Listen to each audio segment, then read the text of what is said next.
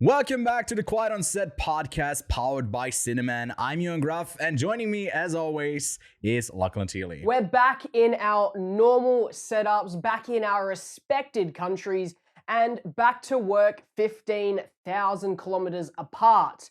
But Ewan, there's a little part of me that is quite excited to be home. The luxuries of my own car, and I can just go and do whatever the hell I want at any point in time without having you with me all there. You were just hovering. It's at all points. about me. You were just like this. You were just hovering.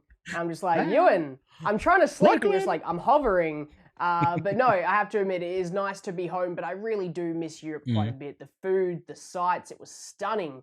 Yep. Funnily enough, I have something to show you. Can you see me? It's a black screen right now. Can you see me? No, you can't see me? No. Oh no, Ewan, what am I going to do? Holy shit! Hello there, my friend. Wow. Oh, wow. You know, I had a smoother transition planned, but the transition didn't go to plan.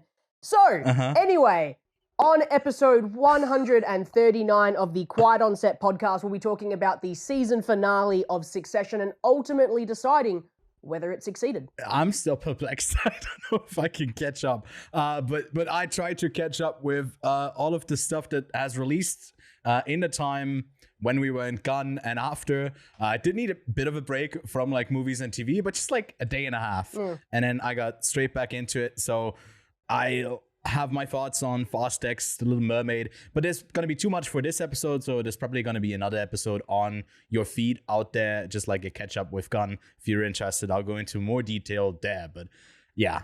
Back to you, Lachlan. Trust me, in your fancy I had chair. a break. I didn't really do that much when it comes to watching movies or TV shows because we spent 2 weeks of watching 35 of the greatest movies from around the world. Some, I should say, I shouldn't say the greatest movies from around the world because some of them were absolutely dog trash, but Ewan and I finally caught up with Sony Animated Pictures' latest picture, Spider-Man Across the Spiderverse, Part 1, and we have a lot of thoughts we'd like to discuss with you today. There's going to be a ton, and I just want to preface that I am an addict. That's a problem that I got, Lachlan's doing the normal thing of, hey, there's a new movie I'm excited about, that's the one I'm catching, not the 15 other releases.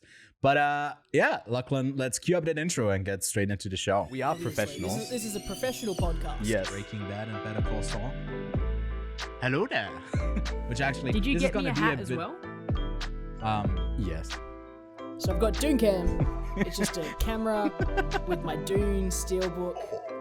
So, yeah, in the time that we've been in Cannes and since then, I think the news for film has kind of been slower than usual, just because a lot of projects aren't getting started up, because since May 1st, the writers have been on strike and still are, and it seems to not really be going into a direction where we can kind of see a resolution that's happening, because producer studios don't seem to be coming closer to anything the writers are demanding. But what is a bit of a light on the horizon is that the actors are set to have their own strike going on, and they seem to be attaching themselves to the writers. So maybe that'd be great. There was a deal with the Directors Guild that they could kind of figure it out with the studios, which was what the last time actually this happened in 2008 or 9, what kind of ended the strike at the end of the day, when the directors were able to get a deal, and then they kind of ever so slowly came to an agreement. I think this one is going to go on for way longer, so lots of projects are not really being announced right now because it would be kind of stupid. But a bunch of people have been talking about retiring. I saw Bryan Cranston was like, oh, in 2026, I'll retire, quote unquote. Tom Holland is taking a 1-year break from acting, I think is what I saw. A bunch of that stuff is floating around, but we'll keep covering it if there's any news. And of course, our support is with the writers, obviously, especially with the writers of the Fast and Furious franchise, because holy shit, you haven't seen Fast X yet, right? You haven't have not. The privilege, but this is a spoiler for this has been floating around. So if you dude, if you haven't seen Fast Exit, you don't care, so it doesn't really matter, I think. But Dwayne Johnson is back in a future spin-off of this series, and Fast X. I'll talk later on it a bit more, but it's crazy.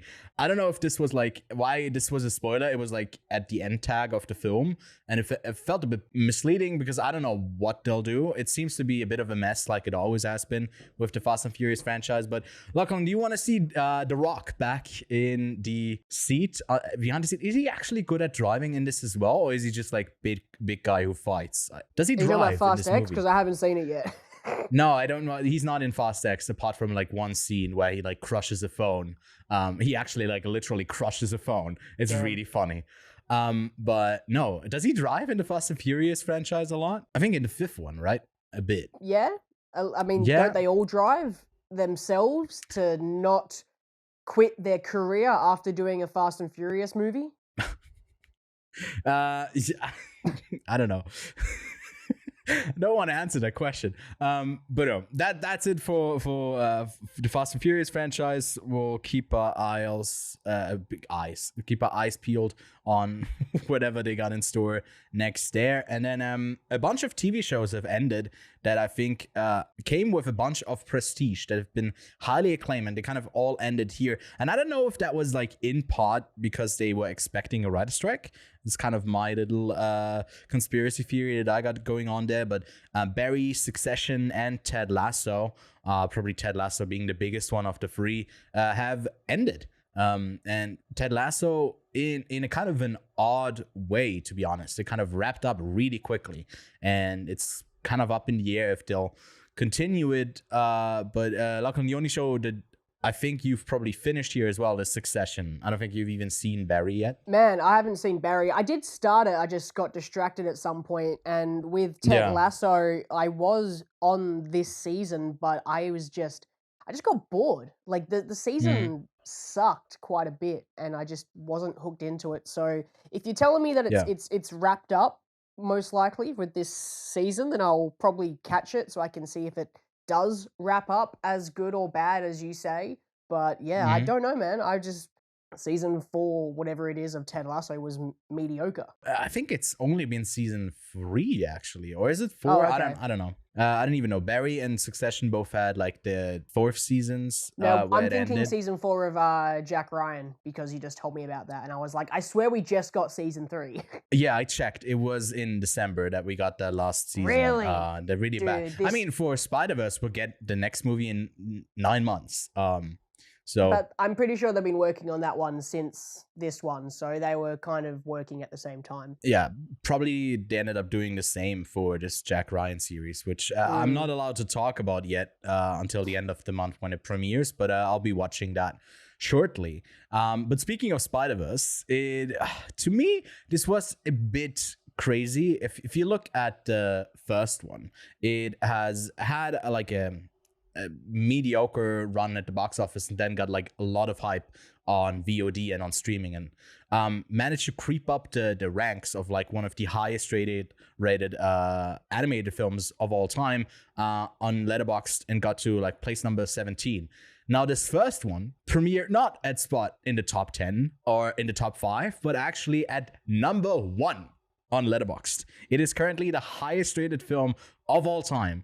It fell by like 1 point. It was at one point at a 4.7, and I think now it's at a 4.6, which is a bit crazy to me, because initially, I don't know, we'll get into this later on. Actually, I don't want to get into this right now, but quick vibe check. Do you think, obviously, this is a bit overrated for this, or do you think this movie deserves to be like in that like top range of movies of all time? Look, I'm trying to keep my review of Spider-Man until we get to the review of Spider-Man later on in this episode, but I feel like this is a bit of a hype train going on. I think I haven't seen so many 5 stars being given out to a film so quickly before, and I think that's the reason people are just five bang, five bang, five bang. This film every Yeah. 5 minutes, I feel like there's another like 5-star that comes out, and I have to admit it's a good movie, but is it a 5-star? We'll get to that conversation shortly. Well, then finally, the last news item here is the dispute that's still going on with, well, first time it was Oppenheimer against Barbie, but now Tom Cruise has thrown his hat into the mix because apparently Oppenheimer, which was shot, I think, entirely on IMAX, is taking up the IMAX screens. There's been a real fight over the summer season with all the movies, the big movies that would like the IMAX screens. What? A real fight? Like a film reel? A real fight. Yes, that was intentional. So coincidence. All right. But yeah, so there's a whole bunch of drama about that, like Oppenheimer taking up the screens, even after or before, I don't know, the release dates there, with Mission Impossible. And yeah, Lachlan, do you have a take on this? Should Oppenheimer just have a monopoly on the IMAX screens because it's actually shot on IMAX, or we don't have a stake in this race because we usually never watch films on IMAX. They're not really here for us anyway. I so don't this is a US have an issue. IMAX screening here in Western Australia. There's only one, and it's over in Melbourne. And I have stated earlier that I do want to use my leftover plane tickets to go see Dune in IMAX, in that IMAX screening. I don't feel I want to go see Oppenheimer in IMAX. I don't feel the same way that I do with Dune about it, but it's a similar argument because when a new film releases, and let's say there's like two really big films releasing, the bigger one of the two typically gets the bigger screens with the better sound system and the more relaxing seats than the other film, and that kind of makes me upset because I have to go see two films that I'm very excited to see, and I always have to see one in like a weaker quality screening, and that's just a bit unfair. So I don't think Oppenheimer should have all of the IMAX screenings, but it was shot entirely on fucking IMAX, so it's going to benefit from being shown at an IMAX screening. Mission Impossible does not have that, but I feel like Mission Impossible just wants to be on the biggest screen possible. I would happily go watch Mission Impossible on the biggest screen possible, but I do feel like Oppenheimer does have a stake in this a bit more. Yeah. But also, why doesn't Tom Cruise just move his movie? Why does he have to, like... Okay, so I know that he wants Oppenheimer to move. Why doesn't he just move his own movie? No, there is a bit of like a pissing contest that's going on because Mission Impossible comes out the week before, right? So Mission Impossible has 1 week of IMAX screens, and then it's got to give it over to Oppenheimer. Oppenheimer is now produced by Universal. Nolan has been doing films with Warner Brothers up until this. I don't know which film he started with. I don't know if Memento was already under Warner Brothers, but for a long time, like for sure since the Batman films. And then they had that dispute over the release of Tenet. He's parted ways with them, and now putting Barbie against Oppenheimer. Barbie, Warner Brothers. Mission Impossible, Warner Brothers. There's a clear reason why these things are clashing, because it's actually going to be like a bit of a fight, which ultimately I think hurts.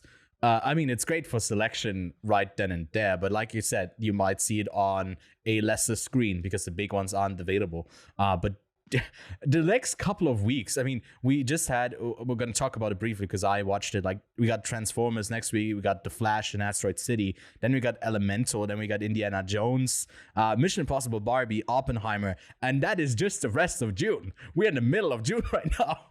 That's crazy. What a busy month. And then it's a bit slow. Yeah, it is so much slower in July.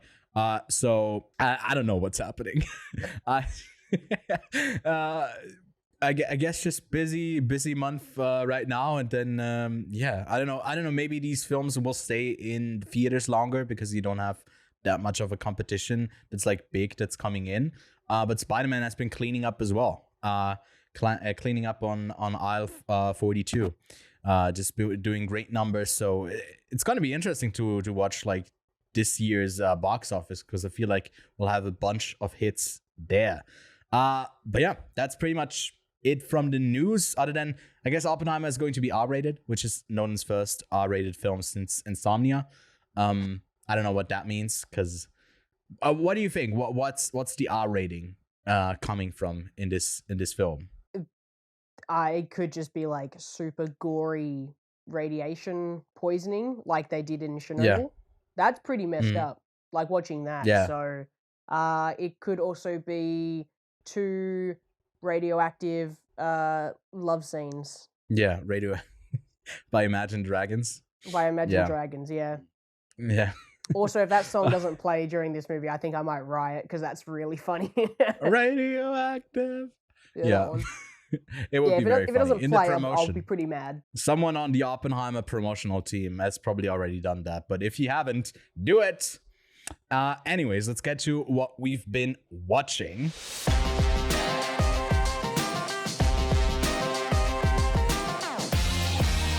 And first up, Lachlan, let's talk about the show that has wrapped, that had a lot of prestige, a bunch of rich kids going over, trying to sneak up a place at the high table, at their father's company, Succession. Something that ended up wrapping up while you were here, so we got to experience the last 2 episodes together. And yeah. What's your experience been like? Binging the whole show like over a month or so? More or less, yeah, pretty much Yeah. catching up as quickly as I possibly could. I don't know why it flew under my radar for so long. I wish I got into it sooner because it is some pretty gripping TV. I Yeah. would like to start because obviously we've kind of summarized it as we've gone along in our episodes, but just get straight into season 4. I think season 4 is the weakest out of all of them. I think it starts like a really, really strong, it has a really, really strong start, but after that, it's just downhill from there. I think that the first 3 episodes are quite strong, but ultimately, what happens early on in these episodes, which, are we doing spoilers? Yeah, let's do it. Let's do it. Well, All right, first up, cool. we can say that I think season 4 is just kind of on the same level as the rest of the show. Been really great throughout. I didn't love the finale, some parts of it. I just wanted more, which is actually just kind of an endorsement of the whole show. I want more of this world. But yeah, spoilers. Succession, whole series. When As he soon did. as soon as Logan Roy dies, the show goes downhill. He got killed off too I early. disagree. He should Yeah. have been killed off later in the season, not earlier in the season, because the rest of season 4 is pretty much the same thing over and over again. And I do think there's some really interesting moments, but I just feel like the show comes to a standstill. Its leading actor, who is one of the best aspects, not the best aspect, because I think we know who my favorite character is, but the best part of this show was Logan Roy, this conservative prick who you don't know what he wanted. You don't know what his motives and goals were. And guess what? You still don't know. That's the thing. I would have just loved the reveal and the explanation of what he wanted in the end, but we don't get that. We just get him on the floor for like 45 minutes in a plane. Yeah. I think it's a bit more complex than that like he doesn't really want anything. He's not really someone who has a drive to get to a place just because he is so rich. The only thing that is left is like power and is like vacuum that he creates by having this power over everyone else. So I don't know what he would be going for towards the end of it. But maybe you mean like a goal that he has for the relationship with his kids, or what did you want it to see? I mean, he often would talk about the game, so he clearly was playing at something to achieve something. So saying that he didn't actually have a goal in mind kind of feels like running the I don't company. agree with that.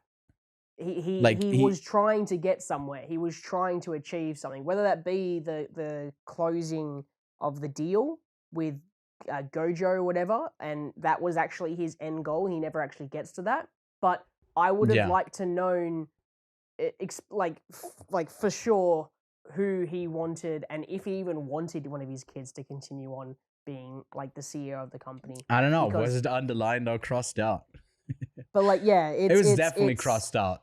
Yeah, To me, it's at least. a good show though. Like Succession is really good. It's really strong. I think season 2 to 3, like the start is very slow, and season 2 and 3 are like strong. Like there's no standouts. Like the whole season is strong, and I do agree with season 4 also being strong. I just didn't find it as gripping and entertaining as the other seasons.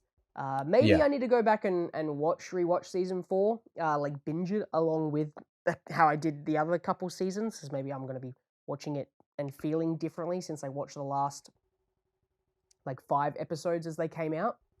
But yeah, I don't know, man. I liked it. Yeah, I think you are onto something there with the repetition. And there's definitely a lot of repetition in the last couple of episodes of season 4, and it kind of shifts the power. Like by the end of it, someone feels like they're on top, and then by the end of it, they're not, and someone else feels on top. But it's kind of overnight. It feels like those power alliances shift and change the whole time.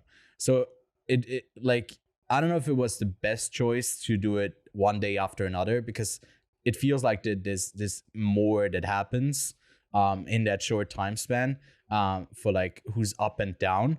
But I didn't mind it because I felt like it was gripping, and I ultimately didn't really care like that much who ends up on top at the end. And I feel like it is underwhelming at the end of the day, and that's intentional.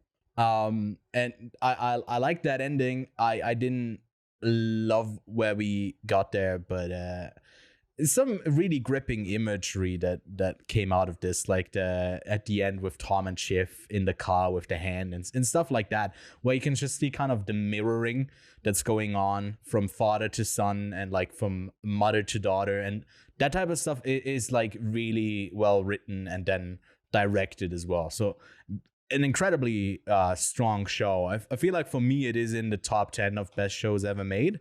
But yeah, I think I definitely need to rewatch it, because thinking about it, I was like, oh, this is like top 3, top 5, and I was like, maybe not. It was really strong, but I don't know if I would put it up there in like the greatest of all time just yet. It needs a bit of breathing room. Is that our thoughts on Succession? I'd still give it like a 9 out of 10 for the whole season. Really strong. If you haven't checked it out yet, go give it a watch. And yeah, all right, back to you, Lachlan. What have you been up to? Not what you've been watching, but what have you been up to? I have arrived back here in Australia, and I have been busy moving stuff around, renovating, fixing, catching up, because I was away for 3 weeks from my world. So yeah, I really didn't do much. I was a little bit on a cleanse of not watching anything, since I just sat down and watched like 36 things in 2 weeks, and that was crazy, plus whatever we watched during the week that we were at your place for. But yeah, man, nothing. This yeah, look, I just noticed that Morbius is back. Morbius, the 4K Morbius is back. Quiet on set hat, like I've got everything. Like yeah. I'd like to keep playing around with it a little bit more, because it takes me about 2 hours to get everything set up. You can't leave it like that? Or well, no, my chair's blocking my telly. Well, that's a matter of perspective, Lachlan. Actually, I like your idea. I should just buy a new television. This is just a prop now. Your room slowly just becomes a set, and you don't live in it anymore. It just has the bed for the aesthetics of like a homely aesthetic. Yeah, I just sleep on the floor. Yeah. But no, yeah, I'm trying to find a spot Morbius. that I could film and just get a bit more instead of just my usual setup. The only thing I don't like about this is that I have to use my iPad. And I'm not an iPad power user. I'm a computer, like Mac power user. So I can give it half a year and you'll be like in the Apple Vision Pro. Oh, dude, imagine. I mean, eyes. Oh, man. The eyes, I do that. Yeah, I mean, we did have for episode 100, we did do the VR thing. we do it again for episode 200, but it's in an Apple VR stuff. Yeah, you've been renovating your place, and I mean, looking great. The set that you got right now, and I mean, if we get treated to this view each week or something similar, I'm very much looking forward to it. I'm trying my best, man. Maybe I should move it in a little bit closer so it's not so wide. I don't know. Well, I'm a bit close. I've been thinking about moving my stuff so it's like more in the middle of the room, so you don't get up. But I like the frame right now. I don't know. We'll see. We gotta keep moving. Gotta keep moving. Right, Ewan, gotta keep moving in the theme we of should Spider-Verse. get you started Yes. on your. Wow, this is a long list. I'm not gonna. This is a long list, dude. Oh my gosh, this is so many pages. Okay. It is literally 4 lines of text. But yeah, no, we got a list here of stuff that I've watched. I think it's not even everything, but you got any questions about anything specific here? Then I'll talk about like the biggest stuff, like the Fast X's and the Little Mermaids. Anything you want to know something about? Is Boogeyman alright? No, but the reason, you know how I watched Indiana Jones, the new one? Yeah, you fell asleep. I did watch it the same way. So Okay, interesting. Transformers? Yeah, actually probably I haven't seen the first couple in a while, but it was fun. It was fun. I didn't mind it. I actually quite liked it. And I've already Like heard 6 out good of 10. things about BlackBerry. I just haven't gotten around to seeing it yet. And Yeah, pretty good. Like an 8 out of 10. Yeah. No, that's all I care about. Go ahead. Go and do all of your other talks about these Right. other films. Yeah, I mean, Fast X is crazy. It is so off the walls crazy. Jason Momoa gives a very fun performance where I wanted to do this, but then I was like, nah, I've seen a ton of other people also do it. Like 3 facts about Fast X, and you gotta guess which one is real. But at one point, Jason Momoa talks to a bunch of dead guys that he's dressed up Weekend at Bernie style. That happens in this film. Like Dom stops a big old ball from hitting and destroying the Vatican, an explosive ball, and seemingly I think this is a bit of a spoiler, but I really don't give a shit. Seemingly like everyone dies at the end.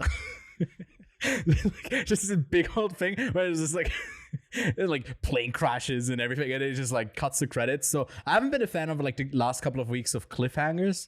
Not been great. Not been a great summer so far for it. The Little Mermaid is one of the better live action remakes, I'd say, for still a story that didn't really need a live action remake like any of them do. Not great visuals, I'd say, but more of the singing performances that are quite good. So if you like The Little Mermaid, you might not hate the new one. I watched Somewhere in Queens from Ray Romano. He had like his directing. I don't know, it's probably not his debut, but a story about him and his family. He's just like a guy with a son that's like doing basketball, but he's doesn't have a lot of confidence, so he wants to help him out. And it's just like really sweet little story where there's like a really big plot point that just kind of comes out of nowhere, that like what he does that is then going on for the rest of the movie. And I was like, okay, this is what I'm in for. And it's actually like a really touching tale. One of the surprises of the stuff that I've caught up with. So if you haven't already, check out Somewhere in Queens. Stay clear of Flaming Hot, Paint, and Human Resources. The new season is horrible. I really hope they are wrapping up that like Big Mouth franchise, because it's I don't know, it's so repetitious. It's bad. Unfortunately, you know, we had 2 of the Always Sunny guys in movies, BlackBerry and Fool's Paradise. BlackBerry is good. Fool's Paradise is kind of bad. And also watch Bupkis, because Pete Davidson is in Transformers and in Bupkis, his own show where he plays himself, or like a version of himself. There is an episode that is dedicated to him not fucking up to get a gig on Transformers. And I finished Bupkis, and right next up was Transformers, and it was kind of weird to see him in Transformers right after. But yeah, that's pretty much all the stuff that I've been watching. Oh, American Born Chinese, little show with everyone who was in Everything Everywhere All at Once. Literally the 4 like leading people are all in this, so go give that a watch. That was quite fun. And yeah, that's all I've been watching. I've been playing some games as well. I haven't really continued Tears of the Kingdom, but I started a job to do a bit of game reviews, and the first job I got was to play Gollum. The movie, the game that everyone has been hating on. And I haven't gotten more than like a couple hours in because, well, a couple hours, maybe like 3 hours in, because it is a really terrible experience. And yeah, I've been playing Street Fighter 6, and that's been quite fun.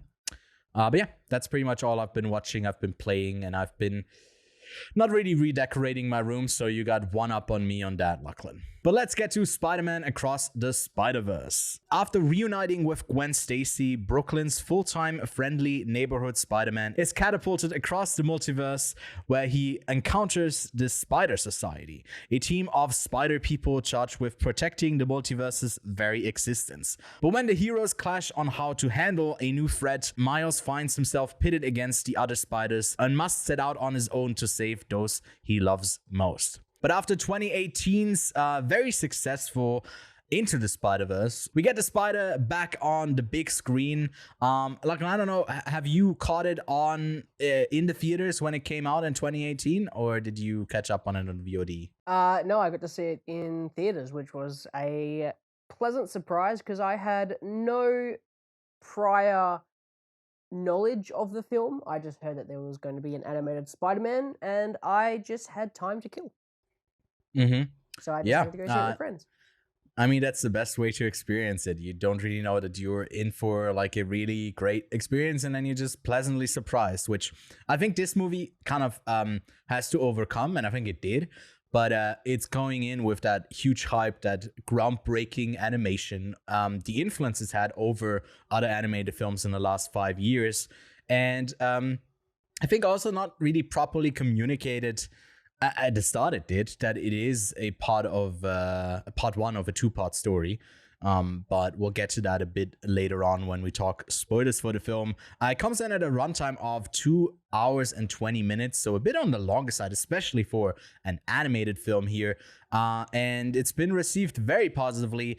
The best positive responses in years on Letterboxd. It's at number 1 still. It seems to be coming down a bit, but I feel like if I had to predict it, number 1 is at like spot number 17.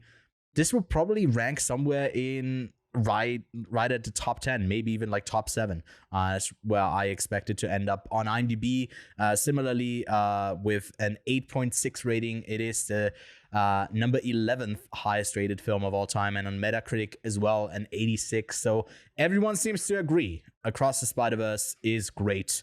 And with an estimated budget of 100 million, I'm actually quite surprised. Like, that is so low. If you look at Pixar and their stuff that often costs like 200 million to do, what they have done here with the innovation and I don't know how it was for you, Lachlan, the last time you caught the first one. I actually ended up watching it last night. It is quite a big leap from this from that one to this. Yeah, what do you make of it? Just like your general thoughts, no spoilers yet. You're in a safe place if you haven't had the time to catch it yet. It was a perfect upgrade to the visuals. It was a perfect story to continue on.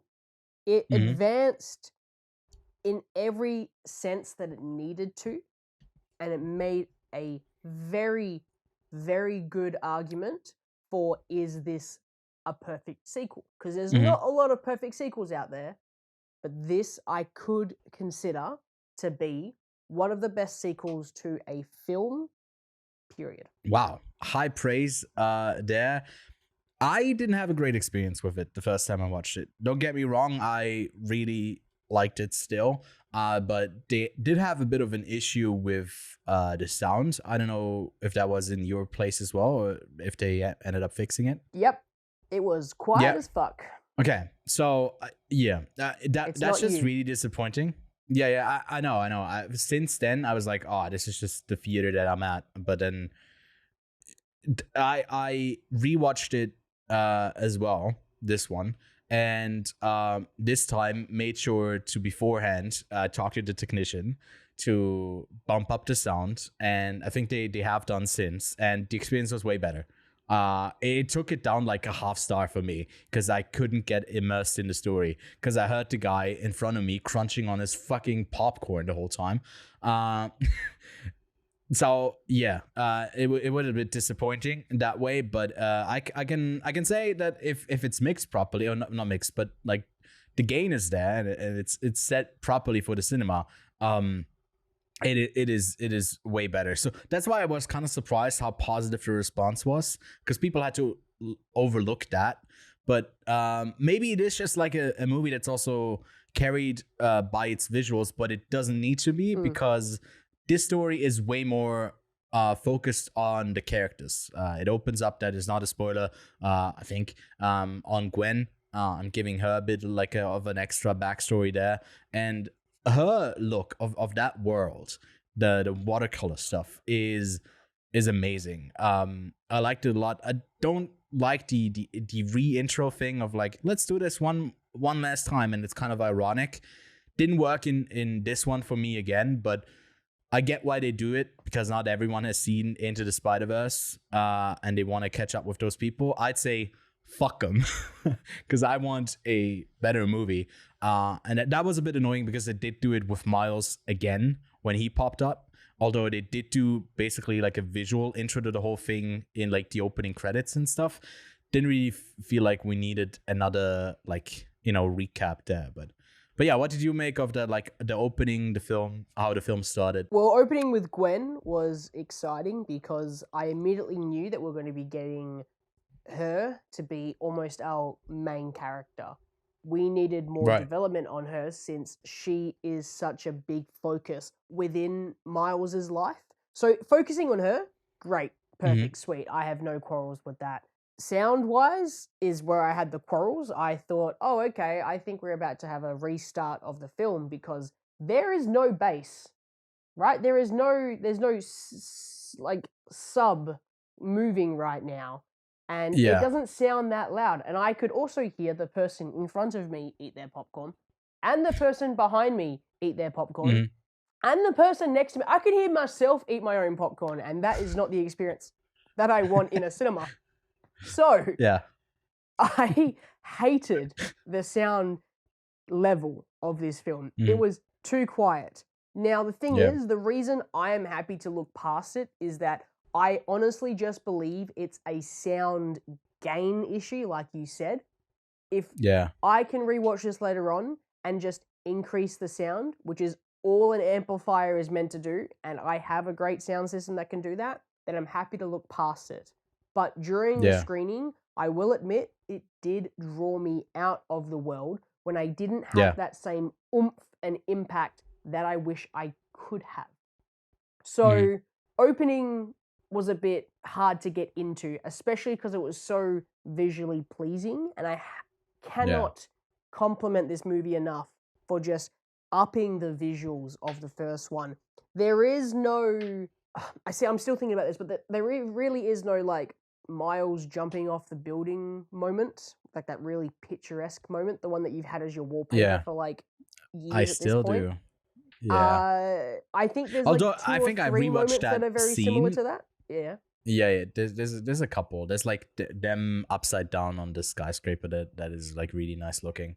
But I think the first one is in there, might be a contestant for prettiest movie of all time. This one, I think, is just like for the story the best. I wouldn't call it the prettiest movie of all time. It's like versatile. It's like shows different things, but the Into the Spider-Verse is like visually stunning. But that like moment in the movie is like the one where he's like upside down in the city is so quick and didn't look too great on when I watched it for some reason. Like the two shots and the before and after kind of looked better than the one in the actual movie, but as a wallpaper, it looks amazing. Yeah, I initially wasn't. I like. Well, at first, I kind of liked that we open on Gwen. I didn't really like her storyline with the friend stuff. I think that was a bit of a shoehorned in thing where I don't think that she actually had that issue of like, hey, I don't have any friends. And to me, this movie lacks a bit on the story level, where I think I really like the stuff between Gwen and her father, and between Gwen and Miles, and between Miles and I guess his parents, or especially his mother. But some of the stuff on the individual level of like Miles as a character and Gwen as a character didn't work for me. Where they ultimately end up with Gwen, I'm more okay. With Miles, I feel like there's a big leap towards the end where I don't really buy some of his lines, or I don't think they're necessary for the story. They just want kind of cool moments, and they weren't cool to me. Maybe in parts due to because the sound mixing wasn't loud enough. If you make it loud enough, I'll get hyped. But yeah. Anything else we kind of want to brush or like touch on before we get into full spoilers for the movie? No, I'd say go see this movie. I think it's Yes. a really fun time. It's enjoyable, even if you will hear the person next to you eat their snacks.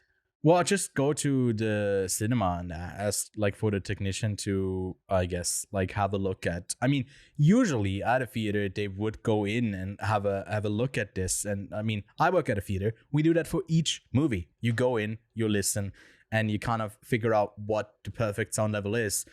Most of the time, they send it to you, and that's the level you can play it at. But you should test it. And I don't know why it was such a widespread thing, because I don't know, maybe technicians, they just like in bigger theater chains, because this movie wasn't playing at ours. Obviously, we have like smaller stuff. But yeah, maybe they just don't do that work anymore. They just like take it and it's in there. We don't do anything with it because, yeah, I don't know. It was a bit disappointing. But let's get to spoilers, Lachlan. I'll hand it off to you. Where do you wanna start off with the spoiler discussion? Let's talk about the story. Let's talk about the story then. We hop from Gwen to Miles to India to the many Spider-Mans, and then to Earth 42 and Miles as well, kind of in a split perspective. That's basically the few points that we hit in the story. Anything that stood out to you, or do you want to go by chronologically? Let's just go chronologically. Yeah, I really enjoyed the fight that Gwen has with the paper vulture. The look there, I think, was great. And the introduction to some of the other characters that come in. What I didn't notice is that at the end of Across Into the Spider-Verse, that post-credit scene with like the pointing, Miguel is introduced there. I totally forgot that. Yeah, he's a part of that like other movie already. They teased him already. But yeah.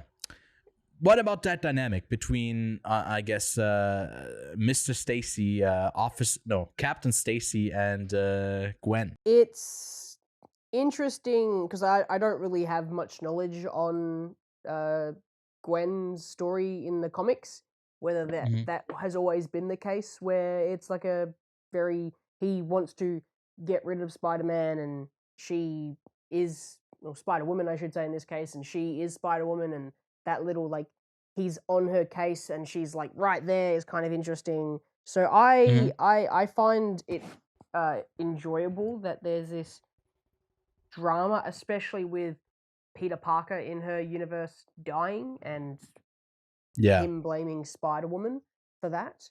So I do enjoy that little conflict that's there. And there's conflict in each of the worlds. There's Spider-Woman and Gwen Stacy and her father. You have Miles and his parents. You have Miguel and everyone in this movie. He just seems to just want to start a fight with everybody. There's all this drama in each of these worlds, and I guess that's what this is about. You don't have that as much in the first film. The first film was, I guess, about discovery of becoming who you are, and I guess it's a film about identity, where this is a film, or at least probably a two-parter film about family and, understanding. Yeah, better than Fast and Furious when it comes to family. So yeah, that's what I see this film being about. I think it is still about finding your place in the world still. Like in the first one, he kind of came to terms with who he is and what he's capable of doing. It's about also a bit about confidence, I guess, taking that leap. It's a leap of faith at the end of the day. And this one is like really focused on belonging. Where do I belong? We got that with Gwen, who doesn't feel like she has any place anymore in her universe. She wants to be kind of she wants an open relationship with a universe and seeing other ones. And Miles is really supported by his family. I think this talk later on when we are with Miles, with his mom on the rooftop, where she says like, I'm just afraid that you won't always have people that love you as unconditionally and as much as we do. And you belong here. And like, it really emphasizes on the rewatch. I noticed how much it emphasizes on the strong core structure that he has with his family. So it does make sense why he ultimately really pushes against the idea of letting things happen to him, and not taking control of saving the one he loves the most. And I think that part works. Some of the other stuff doesn't really with the specific lines, but we'll get to that in a second. But I think just the dynamic between his mother and Miles was really, really touching. It was so well done. I think that's the heart of it. Obviously, his father and him have some sort of beef in between them as well, and that will eventually be sorted out. But I did not believe it to be as strong and as believable as the mother-son dynamic. And I guess that would make sense when you have a father-daughter dynamic with Gwen, and then you're going to have like the son-mother dynamic. It wouldn't make sense to have two father figures with their kids. It would make sense to go mother and father figure with them respectively. And then I guess you kind of have Miguel as like a father figure and what he does in his timeline and how he fucks that up. I guess there's this family story theme coming throughout it all. But yeah. You want to talk about then we got the introduction of the Spot before I forget. Yes. Like I thought it was moment. just going to be like, again, a villain of the week. And I thought, oh, okay, I actually cool. thought that as That's well, quite funny. And then it decides to go further than that. And that made me very happy that it wasn't a villain that I have seen before. And that got me excited when I've just like, it's not Goblin. It's not, who else always pops up in Spider-Man? Rhino, Doc Ock. Like, you had all of those in the first one. So I thought, okay, who's going to come back in the second one? To have the Spot, so good. And also having Jason Schwartzman play him as well.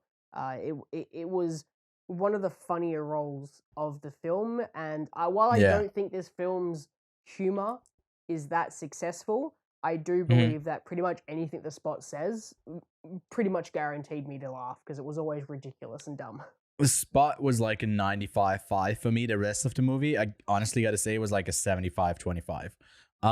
There was a lot of stuff that didn't hit with me, especially later on when we get the amount of cameos and Spider-Mans. Some of them just don't work for me in this movie. But yeah, we'll get to that in a second. And yeah, I like the little multiverse travel that the Spot does, and we get the like one universe where one of them crosses over to Venom, and then one of them is, I forgot the first one, just like old timey, and then one of them is the Lego one. And I don't know if you know the backstory to this, but there was like a kid who made this, and they hired him and got that in the movie. Oh, really? So that was actually really sweet. Yeah. But yeah.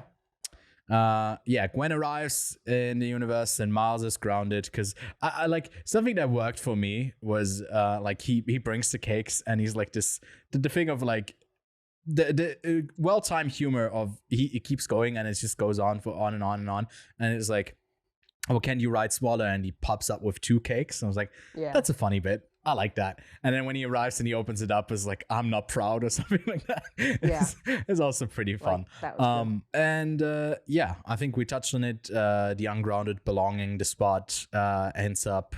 I don't really get what the Spot is doing, and I don't really get why. Like some plot holes pop up for me later on that I can't really wrap my head around.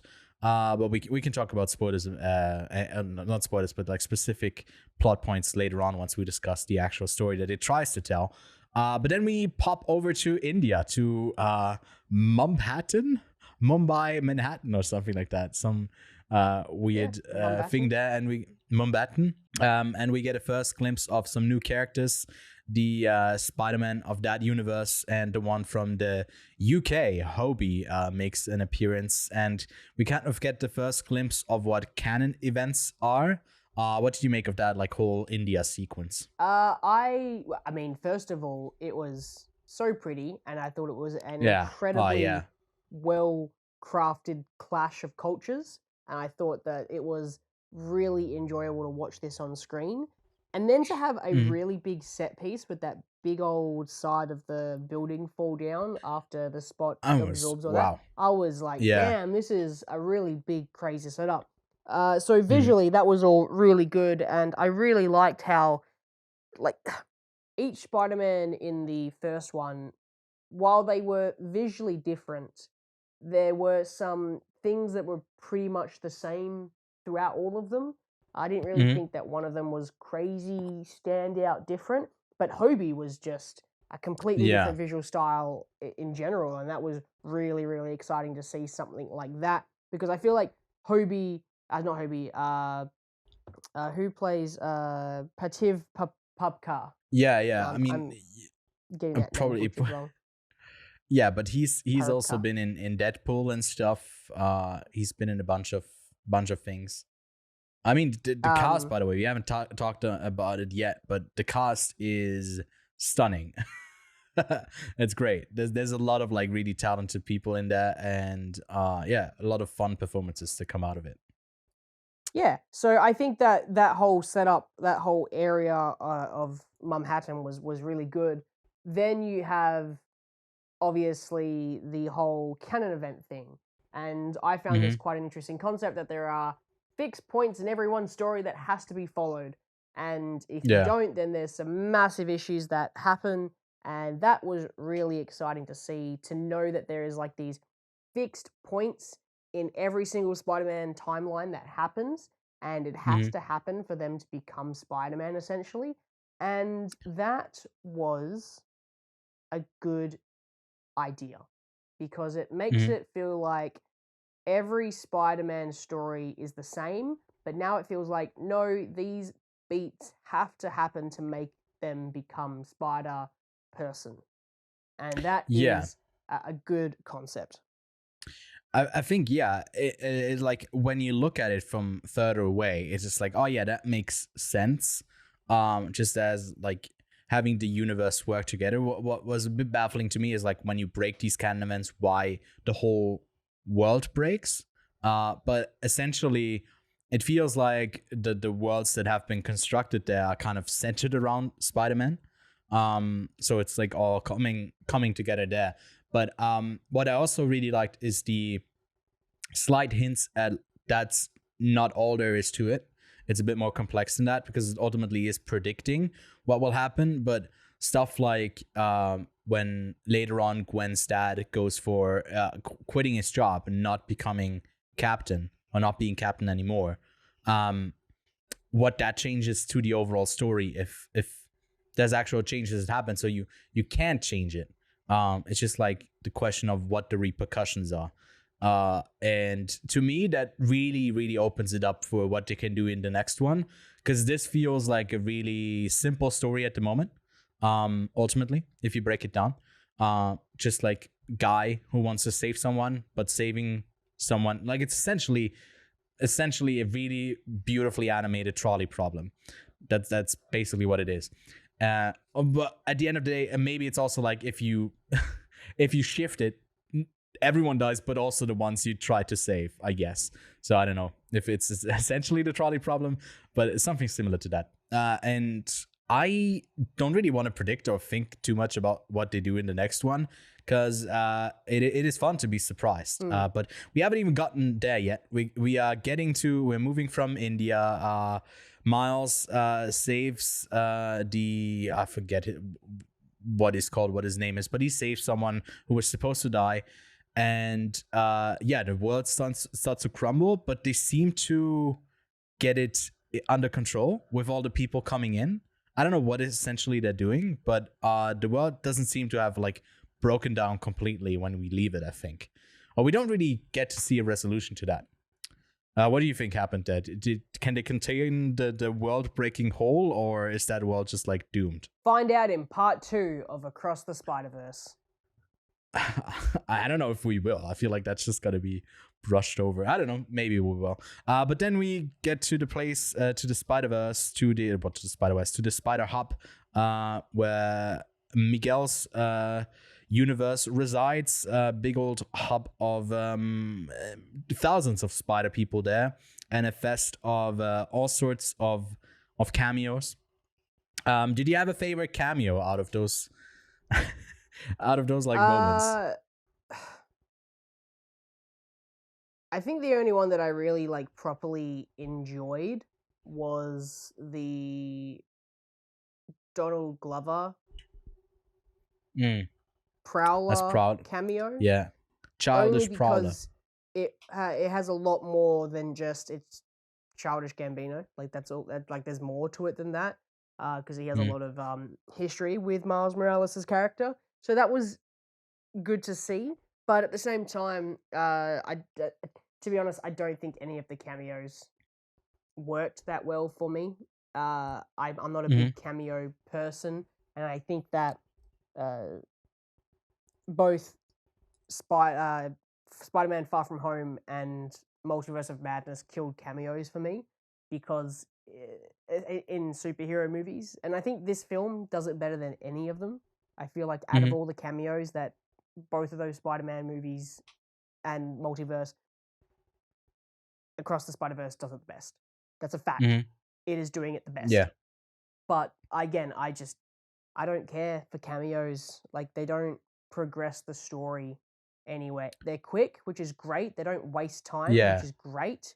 But yeah, man, I enjoyed the spectacle more than I enjoyed individual moments. Yeah, I mean, to me it was similar. I tried to kind of figure out who was there. There's also these like little title cards that popped up with their names and whatever, which I found kind of funny in parts because there was like the first one, there was a car was called Peter Parked Car. Yeah, well, it's like the spider car from. I like puns. Is it? It's not Planet Hulk. There's one of those apocalypse comics where there's like Spider Car, and I got really excited. Yeah. Actually, I got excited for that one. Not gonna lie, I got excited for that one. But that's the Parker was funny. I mean, there was Ben Riley as Scarlet Spider, Web Slinger and his horse, Margot Kress, aka Spider Bite, a character that will be in the second one as well because she is in an avatar, like an avatar. She's like as an avatar in this, but then I think she's physically there when they go to save Miles later on. There's a cat and a dino Spidey, and yeah, there's two ones that I particularly enjoyed that I want to give a quick shout out to. In the background, we did see a hockey stick Spider-Man, and I saw that like he was carrying a puck, and I don't know what he was doing with that. It was like, okay, I guess he's ice skating. That was fun as someone who likes hockey. And then there was the single frame thing where in the chase where like the one guy leaps towards him and he's like, I got you or something like that, and then he's just like he's animated on every 20th frame or whatever, and he just kind of goes past. I think that was kind of a fun bit, but some of the other bits I agree didn't really work for me. Like when it brings the story a bit to a halt with making a quippy one-liner, it doesn't work for me. So to me, it is getting closer way more than the first one to something like the MCU, where they want like those little moments there, the quippiness I didn't particularly enjoy. And especially the older Spider-Man with her daughter, I hated him in this. I think he didn't fit into the story whatsoever. What did you make of that character? I thought it was fun. I don't have any issues with him. I don't know why you don't like him so much. Like, did you not hold the baby? I didn't hold the baby, unfortunately. He took me out of it. He was like someone who's not able to read the room at all ever, and I think that was kind of his shtick, like what was funny about him. I just didn't find it funny. So yeah, it didn't work for me. I think Hobie worked great, although I also think the sound mixing for the dialogue, I wasn't always the biggest fan of it. I think there was some polish issues that didn't really work 100%. But like that's nitpicking. It's ultimately I think works quite well. Let's talk about before we talk about the.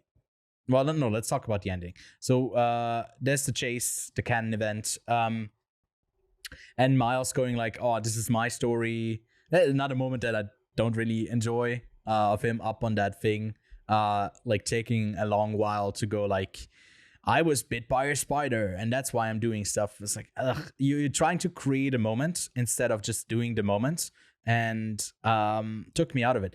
Talking about it now, I kind of want to take a half star away from, like, because I bumped it up half a star on my rewatch yesterday. I kind of want to bump it back up because I really mind. It's yeah. But what did you make of the chase and then him escaping the world, like that whole sequence?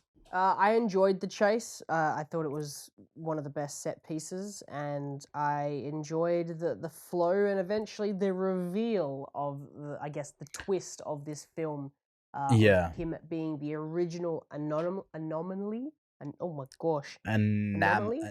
Fuck. Anomaly. Yeah. Mm-hmm. Yeah. Anomaly. Yes. Yeah. Uh-huh. Yes. With him being the original anomaly, that's an interesting development and an interesting concept, and I wonder how it works within this world with everything that it's set up about how anomalies work and how things from other universes don't really work and mix. Anyway, long story short, I thought the reveal was good, and I guess it made sense why those characters did not go visit him after learning who he was and the fact that he's not meant to be Spider-Man. Yeah.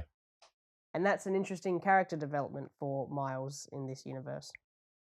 Yeah, I mean, I think it's set up just from that first introduction back to Miles's world, where he's supposed to be at this interview about his future, and they're trying to craft a story for him to like get him to places. And then at the end as well, if you change something and he doesn't get the opportunities that he had in this universe, how drastically it changes him into like being someone like the Prowler, like the bad guy, how quickly that can shift if the opportunities aren't given, and kind of making them your own and being confident is, no, this is what I'm going for. And I think that's kind of what it tries to do here, a bit of like the boost of confidence of, I'm going to do my thing. I'm doing it my own way. Yeah, the moment in like individual moment didn't work for me. On a larger scale, I feel like it is a nice storyline that he goes on. But just like, yeah, the individual moments, I don't know if it was like a performance issue for me as well, but I didn't completely buy it from the performance as well. But yeah, then he escapes. I actually, like, I was like, ooh, I know what they're doing. I know it was like a whole twist to reveal that he's in the wrong universe, but they really obviously flash Earth 42 when he's getting in the thing and he's selected there. And I was like, oh shit. And I was like, ooh, I'm keeping that to myself. And yeah, actually ends up in Earth 32, a different place. And I was like, I clocked that early on. I'm an attentive. I didn't fall asleep. Lachlan, during this movie. I'm very proud of you. This was a 2 hour and 20-minute film. So very proud of you. I'm so proud of myself. Again, Khan fucked us because a long movie is now considered 4.5 hours. This was a short one, film. Yeah, it's crazy. Film, yeah. But yeah, so the reveal there, again, the moment between him and his mother, I think parts of it are great. Other parts of like, I'm not afraid anymore and stuff like that, I didn't like. Those lines didn't really make sense for me in the story, that like the way he says it. So it took me out of it because I don't know. Maybe it was just like because the theater was so quiet as well. But yeah. But I like the cliffhanger stuff where he's then caught by the Prowler and his uncle in this universe, and they seem to have no compassion of helping him out. But what did you make of like that whole sequence, and then by the end the reveal that Gwen is brought the whole team from the first one, and I guess the ones that they've She's assembled Nick in this Fury. one.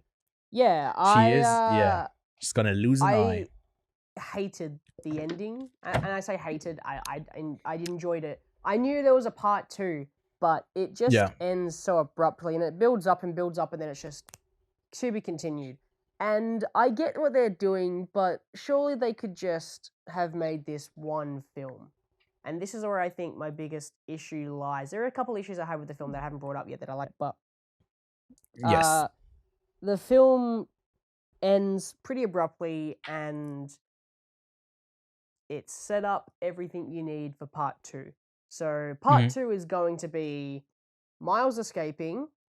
Bad Miles wants to probably run the multiverse, so he's probably going to try to time travel and multiverse travel as well, as the Prowler, who's now the big bad. So Miles Morales up against Miles Morales. Miguel is obviously going to try to hunt down Miles the entire time, and Gwen has put together a super squad to help Miles win and show that the predictability of their lives is not actually that important and isn't going to destroy the universe. Whatever Miguel did destroyed the universe, which, by the way, Miguel's vampire tendencies were like brought up for like 5 minutes, and then it's like never again. So I thought there was going to be something there, but anyway. Yeah. Oh well. Might be something for the sequel as well that they do. Yeah, and I feel like more people are gonna split from his ideology. We already saw it with Prego Lady. The Prego Lady kind of ignored that Gwen was there and kind of let her go because she could have gone after her. So I feel like there's bits and pieces that seem to unfold. I just don't want like a clashing world of like the typical blockbuster ending of there's Miguel and a ton of spider people that are basically just red shirts or like people to go up against, but they don't have any personality, and then our team against them, similar to like what the Avengers do. I hope they don't arrive like at that place, but I don't know what they'll do specifically, but then it's all about like saving his dad. But I feel like the next movie has got to do more than that. More than that, not just the dad. I feel like there's gonna be more to it. It can't just be that, because otherwise you could have just made a 3-hour movie and you would be done. But I assume the next one is gonna be another. Down the spot. Yeah, that's it. Yeah, there's more that's gonna happen in part 2. But yeah. Yeah. I mean, I'm keen. I also didn't like the ending, but for the assembly moment, I think that was, to me, it was really cringe. On the rewatch, I didn't hate it as much, but them coming up and revealing, hey, these are all the characters you knew from the first one, I kind of hate that because they were not part of the story. We didn't need them in this and the next one. I don't know. I wasn't a fan. I wouldn't have, like, I don't mind if the new the India Spider-Man pops up. He was really fun and Hobie, but and then like I guess the other Spider-Man with his dad, with his daughter, but not we don't need like the pig again and all of that. But yeah, we'll get them. So a bigger fight there. So I wanted to do favorite and least favorite moments, but we've kind of already gone over them. But Lachlan, did you have anything else that like maybe wasn't in your least favorite moments apart from the ending? Yes. But you made me forget them because you've put me on the spot. Well, I got something in the meantime. I got a couple of plot holes that I kind of want to go over, or just some logic stuff that I don't completely get. So the Spot says at the start that he is the one who created the spider, right? He's the one who's the scientist who made it? He was the one who transported it. So he was from Earth 42. No, he was from that universe, but the spider was from Earth 42. Oh, so he was the one who just transported it over. Gotcha. Yeah. And then escaped for some reason. Yeah. Okay, gotcha. Because no, that didn't really make sense to me that he was like from the other universe and with the spider. Were you asleep in this movie? No, but he like it didn't make sense to me that he brought that up, that he's like the one who created him. That to me, like I don't know, that connection wasn't that strong, in my opinion. Sure. Another thing is there's a plot hole I think with Hobie, because when he leaves, he goes like, I quit or whatever. He drops his teleporter thingy, and then he leaves, right? I assume to his universe, and I don't know if they got a bunch of backup things of those, but then he travels again to Gwen Stacy's universe and drops off another one of these another one of the teleporter thingies, and then dips again. So like, I don't know, how many of those does he have? Because it felt like he's quitting by throwing them away. He has an infinite amount. Sure. He can just like, yeah, because the one that he had on was like a different, his animation thing is really fun, of like, it changes how much of him is getting animated at one point. So maybe his like wrist is just like permanently changed and it's just always one there. Oh yeah, this is a slight little plot hole to me. And yeah, to me, something else that doesn't really make sense is that Miguel doesn't know that Miles went to Earth 42. That it does make sense if like maybe the character, what's her name, Spider-Bite, the one who controlled the thing, is giving them false information, but at that moment they should know that he went to a different universe, but it's just like for the story that they don't do. But then for Miguel also to go to like the initial one, I don't know. Maybe they just think he can he can travel again and end up going to his dad, and they stop him there. But yeah, another thing where I was like, I don't know, why are they not going actually after him? But I guess they're just staking out the place where something is going down.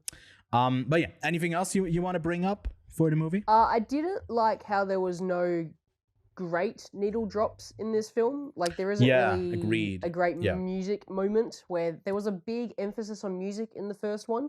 That was a bit disappointing. There is wouldn't say like the visual flair of Miles's universe just seemed to be lacking this time. I feel like they did a lot more comic book style stuff, but they do a lot of that outside of his universe, which is unfortunate, but they still have some stunning moments. I just felt like some worlds seemed like they had more artistic flair than others. And it seemed to be the newer worlds that we're going to, not the world we spent so much time in and will be spending more time in the sequel. I felt like some of the dialogue was a bit cheesy, I guess is the easiest way to put it. Sometimes the conversations would be fine, but when there's like a dramatic moment, it felt like it got a bit cheesy, especially during that look at me now moment. I'm gonna write my own story. I felt that was a bit on it was very cheesy. The nose. It was very like, why can't you? Just I didn't like it either. All right, yeah. Anyway, that's just all I've got. Overall, I'm quite positive on the movie. I had a great time. Me too. I don't think it's better than the first one. Let's go. Of people same here. Same here. I don't get it. Better I don't than get the it. first one. And no, I get it. I think that it's just more, and I feel like people are going to hype it because they didn't see the original one in theaters, and that is such a better experience than watching it on like your iPad at home late at night like this. So they're actually quite hyped because they're seeing it in theaters this time. I just felt like people are giving it 5 stars for that reason. I do think that structurally this film isn't as good as the first one, but I think that the first one had basically the first one has a tighter story. It's more focused and it's setting up nothing. That's the great thing. It sets up and then sets down. It resolves those things it sets up. This one, there is a sequel. This is the Infinity War, and the next one is going to be the Endgame. Infinity War is still a great movie, but Endgame had some hype to it, and that is going to be dope. So I feel like part 2 is where they're putting all their eggs in their basket, and they are going to release a really good one with part 2. But yeah, I can't say I just cannot say that It's this is a better it's film an than the first incomplete one. film. It's incomplete. It's not. It's just like like you said, it cuts off, and it's just like it is not. This story will continue or whatever, or like there's a moment and then it will continue. It's literally cut to be continued. Really, Yeah. like as if it's an episode of TV that it's split into two parts because you can't air it in like one bigger chunk because there needs to be ads. Like it feels that way to me. And yeah, I don't know. I don't like the ending. I think this will be a better experience and is to be properly judged once the sequel is out and we can binge them back to back. And I really hope that theaters are going to do like double showings for the next one. Because yeah, I think it probably works better if you just experience them back to back in the theater setting as well. But yeah, where did you arrive at as a rating for the film then? I'm just double checking what I gave the first one. Yeah, I never rated the first one. The first one to But me I'd is like probably a give it 5 star. Like, when I rewatched it last night, I was like, okay, maybe I've changed my opinion. Maybe I was just like, I just enjoyed it a bit more. It's like, nope, that movie is literally perfect. Yeah. All right, cool. So I've landed on a 4 out of 5 for this film. I don't know which one I'm going with right now. Dude, it's a 4.25 for me. Okay, I'm breaking our rules. It's somewhere between a 4 and a 4.5 for me. First watch was a 4, second watch was a 4.5. I don't think it's going up any further, but yeah, really great animated film. I'm having a lookout for How Do You Live, the latest Studio Ghibli film from Hayao Miyazaki. But other than that, this will probably end up being the best animated film and my favorite animated film of the year. I'd be surprised if something else comes out that tops this. So go give it a watch if you haven't, and if you haven't been convinced yet, we can give it a strong recommendation. Now, if you want to pair something up with this Spider-Verse film, Lachlan, what would you choose? Are you staying in the Spider-Man universe? Yeah. Spider-Man 3. Yeah. Spider-Man 3, yeah. The dancing, yeah, that gets referenced. It's kind of woven into the story of like the Spider Dad, of him having that moment, right? It's kind of played on that there's a bit of crossover. At least 2 Spider-Mans have done the dance, so that's very exciting. I'm also staying in the Spider-Man universe, in the canon Spider-Man universe, and Lachlan, maybe you can grab that movie that is behind you right now, because I'm going with someone else who's a vampire. I want to continue down because we didn't get enough from Miguel here in this movie. So I'm picking Morbius. Yes, Morbius is my pick of the week. Go give that a try. We are looking at one of the best films of this entire universe. And here's, well, the greatest. It's actually the worst. It's terrible. Look, and you still have not seen Morbius, right? It's just a decoration thing for you? No, I've watched moments. You what? On TikTok? I watched the special. I watched the special features. Just the special features, yeah. Just the special Dripping features. with blood. But yeah, that's that. Double feature picks. And then releasing this week is the new season of Black Mirror. We'll give that a try. And then in the theaters, we got the new Pixar film Elemental. Like, I think you thought it was okay. I really didn't like Elemental. And then The Flash is out. The Flash, I've also seen it. It's gonna be fun to talk about that one as well. It's it's a bit of something. I wanted to like say something about like, oh yeah, these fixed points in the story. What other movie have I seen where that is like an element of the story? And I went back in my diary on Letterboxd, couldn't figure it out. I was like, oh yeah, it was literally Flash. I think that also has like these moments that are fixed in time with the multiverse. So lots of multiverse stories in the last couple of years and over this summer as well. So let us know what you'll be most in anticipation for and what you've made of Spider-Verse. But you can catch us next week talking about The Flash and Elemental in spoiler fashion. But that's it for this week. Go give us a like, subscribe if you haven't already, and we'll be back on Tuesday. So, Lachlan, I guess the chair is going away again. Yeah. Well, yeah. Are you gonna moving? move back Yeah. to my corner so I can watch movies. Don't ruin my immersion. I want that chair there the whole time. It's becoming a character of the show. The But no, hats will stay. The hats will the stay. hat stare. That's very exciting. Yeah, the Quiet on Set hat. I don't know if have you shown that yet on the show? I Not the think gun one. We the did. gun one. We did in In a live stream. Cannes. Yeah. Yeah. You gave it to me. Yeah, it's not focus. Oh, there we go. The focus on here. So it's gonna end on this frame of Lachlan looking very happy in a Quiet on Set branded hat. That it's an exclusive. It's the only one that's there. So, au revoir. Which we should stop saying that. We're not in France anymore. How do you say goodbye in Australian, like in really Australian way? Oh, okay. I don't know if you're able to pronounce it. It's a bit of a remember how I got like the map of like different places and like you struggle to say it. Yeah. Okay. So you basically you go bye.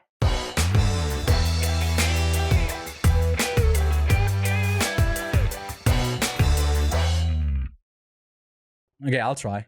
Bye. Nah, it usually just be like see ya.